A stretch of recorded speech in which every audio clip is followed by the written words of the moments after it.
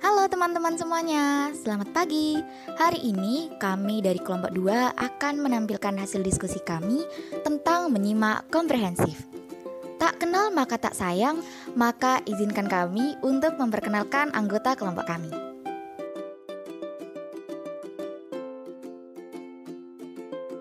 Jadi apa sih itu menyimak komprehensif?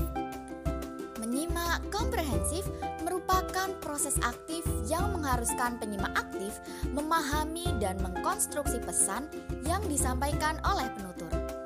Menyimak komprehensif adalah menyimak yang berkaitan dengan kemampuan penyimak untuk memahami dengan sistematis dan seksama terhadap isi materi yang disimak. Lalu, bagaimana ya proses dari menyimak komprehensif? Yang pertama adalah rangsang bunyi. Banyak ahli yang memberi pendapatnya tentang simbol-simbol dari dalam proses menyimak. Salah satunya adalah Weaver di tahun 1972 yang menjelaskan bahwa rangsang bunyi adalah memasukkan kata-kata, bunyi isyarat, dan bunyi-bunyi lainnya selain bunyi linguistik sebagai tipe-tipe simbol bunyi yang dapat diterima dan dimaknai oleh penyimak. Selanjutnya adalah penerimaan oleh alat dengar. Menerima pesan dalam menyimak merupakan proses mendengarkan rangsangan yang berupa bunyi. Gelombang-gelombang suara yang berjalan melalui udara merangsang ke telinga penerima yang menyebabkan si penerima berita mengaktifkan pendengarannya. Mula-mula berupa dorongan atau rangsangan pada syaraf-syaraf. Kerja syaraf-syaraf itu terjadi berkat adanya kendali otak. Tahap ini disebut sebagai tahap siologis. Berita yang datang ke telinga penyimak dalam bentuk gelombang itu diolah oleh otak kanan, jalan mencolokkan sistem bunyi bahasa. Tahap ini disebut sebagai tahap linguistik. Berita mengaktifkan pendengarannya mula-mula berupa dorongan atau syaraf-syaraf itu terjadi berkat adanya gejala-gejala itu dengan pengetahuan. Selanjutnya, perhatian dan penyelesaian. Di dalam menyimak komprehensif dibutuhkan perhatian yang sangat dalam agar dapat mengetahui penyelesaian masalah yang disimaknya. Selanjutnya, proses menyimak melalui pemberian makna. Proses ini mengacu pada interpretasian atau pemahaman terhadap pesan yang didengar dan diterima. Dalam proses ini, tujuan menyimak adalah untuk menghasilkan makna semirip atau sedekat mungkin dengan pesan yang diberikan pembaca. Bagaimanapun, karena pemberi pesan dan penyimak memiliki perbedaan pengalaman, perasaan, dan harapan, tujuan yang diharapkan pun kadang tidak selalu tercapai. Selanjutnya adalah fungsi menyimak komprehensif. Fungsinya adalah untuk memahami dengan sistematis dan seksama terhadap isi materi yang disimak dengan tujuan untuk menguasai dengan baik materi-materi yang diperdengarkan. Seperti yang telah diuraikan pada bagian terdahulu, bahwa dalam berbagai fase kehidupan, manusia menjadikan menyimak sebagai media untuk memahami sesuatu. Dalam proses pendidikan misalnya, hampir seluruh kegiatan penyampaian bahan atau materi pendidikan mengandalkan pada menyimak komprehensif.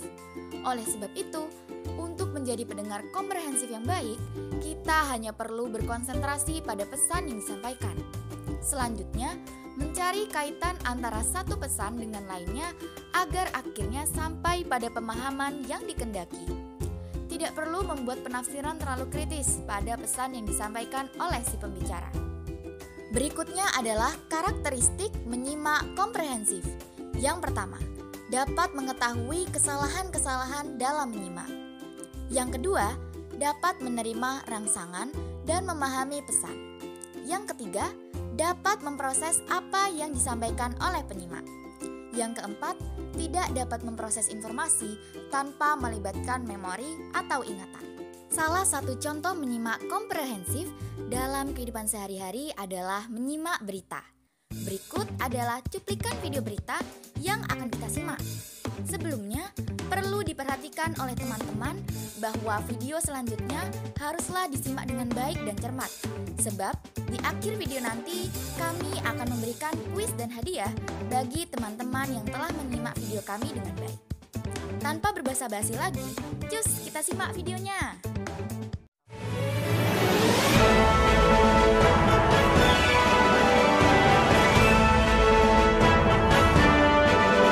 Selamat pagi pemirsa, berjumpa lagi dengan saya Tarisa Rizky Letutufila dalam acara seputar berita edisi Rabu 9 April 2022 untuk mengabarkan berita-berita yang teraktual dan terpercaya yang kami rangkum dalam seputar berita pagi ini. Ombudsman Republik Indonesia menyoroti kelangkaan minyak goreng yang terjadi di beberapa daerah di Indonesia. Manapun juga sebuah regulasi itu pasti ada konsekuensinya, Gilang. Nah, ketika misalnya HET maupun DMO ataupun DPO itu diterapkan, problemnya instrumen pengawasannya itu seperti apa. Nah, seringkali kita terampil dalam mengambil kebijakan, tetapi tidak terampil dalam memastikan semua pelaku usaha ataupun yang disasar dari kebijakan itu untuk patuh dan tunduk terhadap kebijakan yang diambil oleh pemerintah.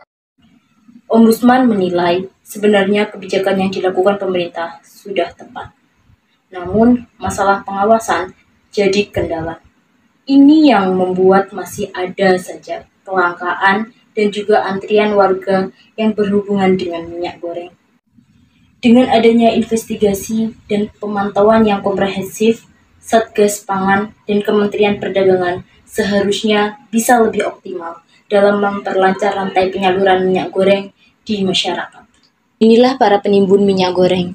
Nah, kalau kata Menteri Perdagangan Muhammad Lutfi, kondisi perminyakan goreng di Indonesia saat ini sedang dalam atau di kondisi krisis.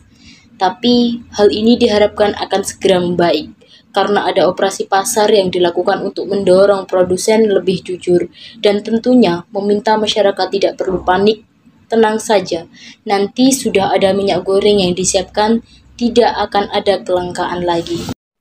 Nah, ini yang sedang dilakukan dan didorong janji pemerintah yang katanya akan segera dilakukan adanya mengamankan stok 125 juta liter minyak goreng yang segera akan mengguyur pasar, dan ini bisa masuk ke masyarakat dan bisa memenuhi sekitar 1/3 kebutuhan total normal di waktu 1 bulan. Nah, kalau dihitung sejak 14 sampai 20 Februari yang lalu.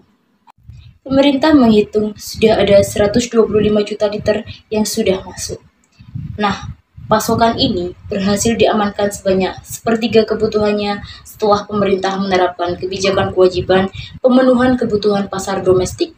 Dalam kebijakan itu, pemerintah mewajibkan eksportir mengalokasikan sekitar 20% dari minyak sawit mereka yang atau minyak CPO yang diolah untuk kebutuhan dalam negeri.